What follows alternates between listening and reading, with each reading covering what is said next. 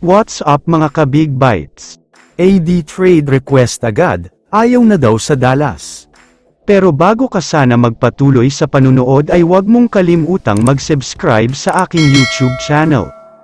Pag-usapan lang muna natin ang inamin ni Luka Doncic sa interview niya. Ayon kasi sa kanya ay masama pa rin daw talaga ang loob niya kay Nico Harrison, umabot pa nga daw sa punto na naibato niya ang cellphone niya. Gusto na daw sana talaga niyang manatili sa Dallas Mavericks at dito na mag-retire. Pero kasalanan nga ni Nico kung bakit nawala siya sa Dallas. Si Nico daw talaga ang dahilan at pasimuno ng trade dahil ayaw daw talaga siya nito. Pero nagpapasalamat nga daw si Luka dahil napunta siya sa isang magandang team at organization, dream come true nga na naglalaro na siya ngayon sa Lakers, at may chance pang mag-champion dahil nasa playoffs na sila. Samantala, lumipat na tayo ngayon tungkol kay Anthony Davis. Sobrang disappointing ang mga nangyayari ngayon sa Dallas, dahil after ng sunod-sunod na injury nila, eto sila ngayon laglag na sa playoffs dahil sa pagkatalo nila. Tinambakan lang kasi sila ng team ni Ja Morant na Memphis Grizzlies, kaya naman galit na galit lahat ang mga fans nila ngayon, dahil tila mas naging worst pa ang nangyari sa kanila after ng trade deadline, kaya disappointed lahat.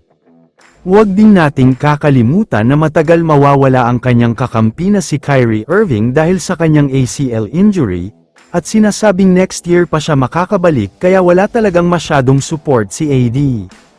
Kaya naman ayon sa multiple reports, magre-request na daw siya agad ng trade, ayaw na daw niyang maglaro pa sa Dallas Mavericks, gusto niyang pumunta sa isang championship contender at legit powerhouse team talaga.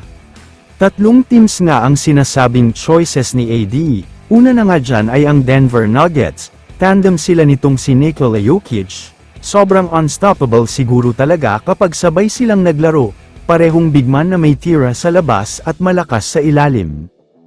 Ang susunod na team naman na gusto niya ay itong Golden State Warriors, 1-2 punch combination nga daw sila ni Steph Curry, handa daw siyang maging taga-rebound at taga-screen para sa greatest shooter of all time. Last but not the least ay ang former team niya na Los Angeles Lakers. Ayaw naman daw talaga niyang umalis sa Lakers pero na-trade lang siya. Pero kung siya ang tatanungin ay sana daw makabalik pa siya dito at dito na mag-retire. Kaya naman kung kayo ang tatanungin, saan dapat pumunta si Anthony Davis?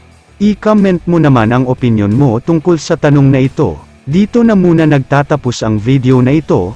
Maraming salamat sa panunood mga ka-Big Bites. God bless sa inyong lahat.